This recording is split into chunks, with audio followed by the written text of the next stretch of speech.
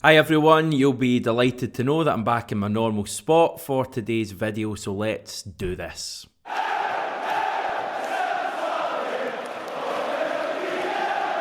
Just a short and snappy intro today. I am in no mood to hang around and we have got loads of Celtic news to get through. I hope you enjoyed yesterday's video with Tom Boyd from the West End of Glasgow. Great to have Tom on the channel and just a little bit of variety for you. We're well aware that during the summer when there's no football matches actually being played, that it can get a little bit monotonous on the channel, just me talking to you every single day. So that's why we're trying to get various interviews, features and days like yesterday in where we can. So hope you enjoyed that. If you've not watched it, check it out.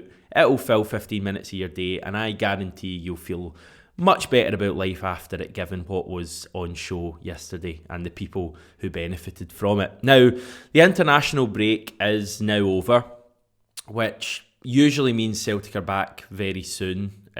That's not the case at this stage. We're still the best part of a month away from actually seeing Celtic back in the pitch, and even then it'll be in a non-competitive match. But we aren't getting too far away, and certainly hoping that Celtic will become the big news stories again over the next couple of weeks or so, and then obviously back in training at the end of the month.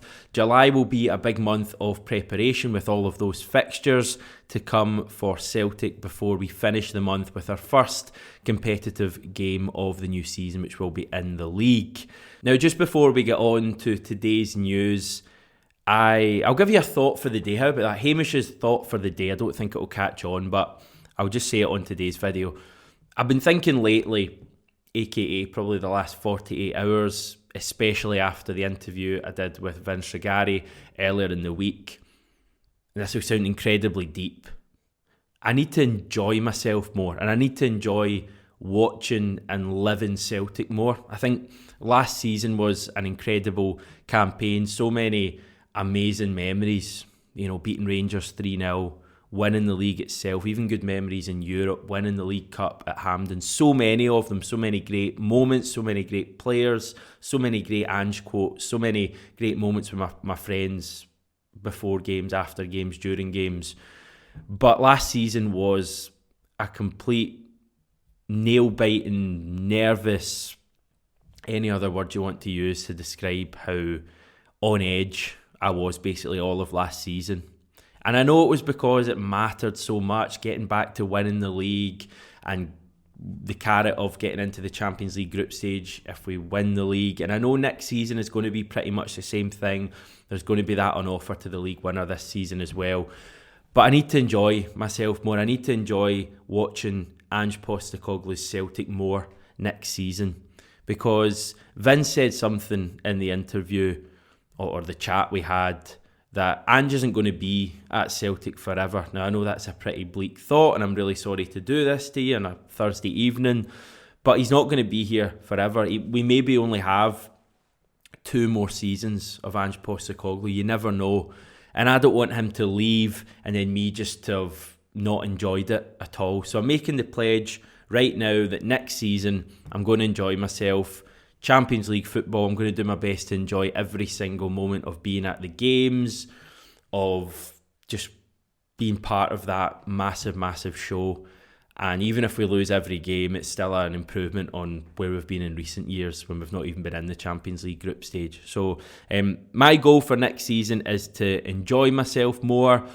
Easier said than done. Remind me of this statement and spiel, please, in September when I'm greeting after a goalless draw against Ross County. But yeah, as I say, thought for the day. I don't know if you feel you need to enjoy Celtic more. Maybe I'm just an idiot rambling into the wilderness. But anyway, we'll move on and talk about Callum McGregor, because he sat down with Sky Sports for an exclusive chat for a show that is airing tonight. It's probably already aired by the time you're watching this, unless you are one of our die-hard fans who watch videos the minute they drop. And I love you if that's the case. But if not, the Sky Sports show is probably already aired. I'm sure you'll be able to get it and catch up as well. Now, I've picked out a couple of answers from this interview that Callum McGregor has done. I've not picked out everything because A, there's far too much, and B, fair play to Sky, they did the interview, they deserve people to go to their stuff and watch it. But I've picked out a couple of answers, as I say. First answer that I picked out was in response to the question, how is winning still special for you after achieving so much and winning so much at Celtic? McGregor says, I think you never get bored of winning. When you're at a club like this, you have to be like that every year, and that's the type of personality that I am. I always want more. I always want to be better as a person and as a football player and try to improve all the time. That's what keeps you hungry. In football, if you lose that hunger, then you may as well not play. When you get used to winning, it just becomes a habit, and when it gets taken away from you, it hurts even more. That's the time when you've got to show your personality, what you're about, show what you've got inside you, and come back fighting. That's what we've done this season. I've said it before, I will say it again. Callum McGregor is just the perfect captain for an Ange Postecoglou team. The way he thinks, that relentlessness that McGregor has is shared by his manager. That need to keep improving every single day is exactly what Ange wants in a player and a captain. And he's a very good footballer as well. The way he keeps the ball is obviously ideal for Ange's style of play, talking technically. So brilliant. Second answer I want to pick out, very interesting, talking about Postecoglou's arrival and the period of uncertainty immediately before that. McGregor says, I think that's the uncertainty that puts doubt in everyone's head. You're just waiting on the next piece of information. We had the Euros as well, so you're trying to fully focus on that while obviously looking at the situation back here and how it develops. The thing about Celtic is even after disappointment, the club always bounces back.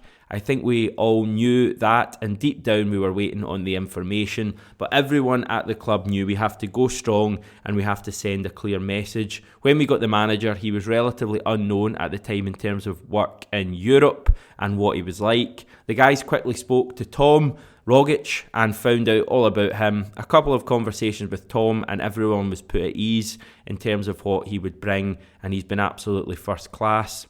Straight away, you could just get a great feeling from him. He had that authority, he spoke well, and he had a caring nature as well in terms of he really wanted to help the players.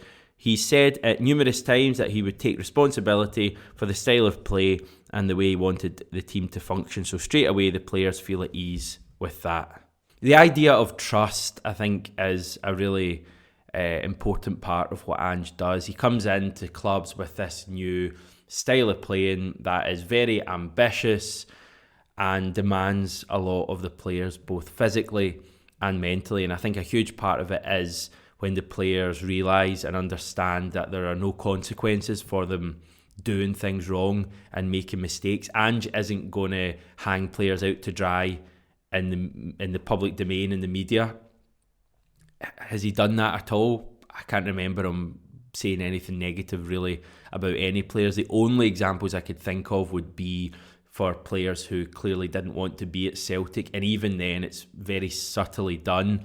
Think back, I think he said stuff about Ayer, he's not in my plans, he doesn't want to be here basically. Ben Doak, I think he kind of said similar things, but as I say, very, very subtle from Ange. But in terms of actually, he's never going to hang a player out to dry for making a mistake after the game. The thing that really frustrates him is when players are taking the easy option and not being brave enough. And we saw that in that brilliant clip of him going daft at, I think it was Stephen Welsh or Near Beaton during the Wraith Rovers Scottish Cup tie in February. McGregor also mentioned the Hearts opening day defeat as being an important one to keep spirits high, as well as the victory we had at Pittodrie a couple of months later, that massive first domestic away win, I think since about February, but certainly the first under Ange, so it's no surprise to see McGregor mentioning that one. Now, just quickly, that's my smug face again. You've probably seen that a few times this season. Why am I smug? Well, just days on from me saying that this feels like the start of something at Celtic rather than the continuation of anything. Callum McGregor said something very similar in the Sky Sports interview. He said, the great thing about it is it seems like this group of players are just getting started and there's more to come. And that's not a throwaway line from McGregor either. I think very much like his manager, he doesn't really just say things. Everything McGregor says has some sort of a meaning. I think he's quite good at that. I think he's a future manager, Callum McGregor. I just want to get in very early. Am I the first person in history to say Callum McGregor's going to make a good manager? Well, if I am, remember it was me when he's winning Champions Leagues, hopefully with Celtic in 15, 20 years' time. But he's got a lot of football ahead of him before that, and he always just says things really succinctly. And he always just comes across really well. I think I love listening to him and reading his quotes. Now, every single bit of news that's been coming out of Celtic since the end of the season has been really, really positive. There's no hint of consolidation in this from Ange, from the players. I think the messaging has been brilliant, from the stuff about Harry Kewell, to bringing Carter Vickers in, to the rumours we're having about transfer news, to all the messaging from Ange on Trophy Day. It's just bang on. As I say, no hint of standing still. I think, to paraphrase Ange terribly from his book, there are only two directions you can go in life or in football: forwards and backwards. If you're standing still, you're going backwards. So Ange isn't going to stand still, and neither are Celtic. Transfer-wise, it's all kind of simmering in the background. Sky Sports' Anthony Joseph says Celtic are interested in Vinicius Souza. Think we knew that, but he says we face competition from the likes of Fenerbahce, Club Brugge, Bologna and PSV Eindhoven, with the latter, that's PSV Eindhoven, making an approach to Lommel, who are Souza's team, for him earlier in the week. Joseph continues saying it's understood that Souza had some reservations about moving to the Scottish Premiership, and we know what Ange thinks about reservations. He has about as much time for reservations as the Burger King just up the road there. So I don't think this is going to end up too well for Souza, but we'll wait and see. Another bit of transfer news that has just come in very lately is that Benjamin Siegrist to Celtic looks done. I think that's pretty decent. Quite happy with that. Probably an upgrade on Scott Bain, but at the very least, some more competition for the goalkeepers to keep Hart and Bain and Oluwayemi on their toes. Barkas out, Siegrist in. Don't think we can argue with that at all, given that we've got Siegrist in as a free agent as well. So all good. One player who won't be with us next season is Luca Connell. He's posted his goodbyes and some thoughts on Instagram, saying the last 3 years didn't go exactly as planned football-wise, but one thing is for sure, it has certainly matured me on and off the pitch. This is the end of a chapter for me. I would just like to thank all the staff, players, friends and especially fans who helped me out during my time in Glasgow. Thank you for making me feel so welcome, and thank you for all the continuous love. Glasgow will always be in my heart. I'm kind of sad reading that for some reason, that it's just over. And Luca Connell, he may never have played a competitive match for Celtic, but always held out some sort of hope that he would. And him posting that and saying Glasgow will always be in my heart has just tugged on the heartstrings a little bit. Maybe I'm just in a difficult place at the moment personally. Seemed a great guy. I wish him all the best going forward. Hope he has a stellar career. I think Celtic fans will always remember that name, won't we? If we ever see his name popping up on Gillette Soccer Saturday or whatever, I think it's a name we'll always remember, and hopefully has a great career. So all the best, Luca. Now, talking about a current Celtic player, I came across an interesting article actually written by Reo Hatate. It's on fromtheathlete.com. It's kind of like a journal, and it just does exactly that. It gives an insight into how Hatate is thinking and what he's made of his time at Celtic so far. I will link this below because it's quite interesting. There's a Japanese bit, an English bit as well, so you get a real accurate translation, and some very interesting bits in there if you've got a spare 5 minutes. Loads of nice photos as well. Hatate says he feels he could have done a bit better last season, but he's pleased to have played without injury, given that he played non-stop for a year and a half. Those are his words. On the original period he spent in Scotland, he writes, "When I first transferred to Celtic, I was living in a hotel. After a while, I moved to my interpreter's house, Giving 100% to practice and games while living in a hotel room or someone else's house was an extraordinary and rare experience. It was an interesting opportunity that let me move forward once I was able to have a positive mindset. I played well in my first few games in January and February as I was in a very good condition and the opponents weren't familiar with how I played. After a while, playing started to become more physically demanding. Also, the opponents started to pay more attention to me and mark me more tightly. February and March were tough as I had to play continuously with no time to recover. At the very least, it's interesting to hear his views on why he did tail off a little bit, and he doesn't shy away from that at all. I think this is brilliant. What's even better, though, is he refers to our Ibrox rivals as the Rangers, which I believe is just one tier down from Sevco. So maybe in his next journal, he'll start calling them that. The final line that jumped out to me from Hatate: I think my real challenge overseas will begin when I go back to Scotland this summer. Again, the message in there is massive. It's only just starting for Hatate.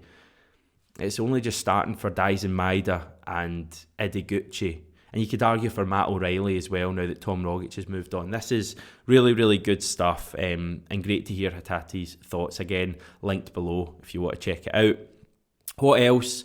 Oh yeah, Masters football is back after a decade. It's on at the Braehead Arena on July the 8th. Celtic are involved, Rangers are there, Manchester United and Liverpool as well. It's 8-a-side. This is how the Celtic team looks. It was announced yesterday. Rab Douglas, Mark Wilson, Kelvin Wilson, Stilian Petrov, Chris Commons, Joe Ledley, Simon Donnelly, and Carlton Cole. I actually forgot that he played for us for a while there. That was a weird period, wasn't it? Not a bad team that at all. Petrov and Ledley and Commons, I suppose, in the midfield is probably the strongest part of the team. Not convinced in the two Wilsons in the back line, but I guess we'll see. Here's a Liverpool team. The key men there, most well-known people anyway, are Jamie Carragher and Steve McManaman. Manchester United, look out for TBC up front. I hear he's a player. And let's hope that Louis Saha is on penalties as well. And finally, Rangers. Now moving on. Okay, Premiership fixtures are out tomorrow, 9 a.m, so you need to set your alarm nice and early. I know what you're like. We can get the Premiership fixtures. And then shortly after that, me and John will be on doing a live show, chatting about the fixtures. Have any interesting things come up? We'll have some graphics, I'm sure. We will chat about some other stuff that's going on at Celtic as well. Hopefully a good bit of transfer stuff to get John's thoughts on as well. Things are kind of quiet at the moment on the transfer front, but I sense there is a big story coming. Now, I know that's incredibly vague, but that's how I feel. So, yeah, chat to you tomorrow.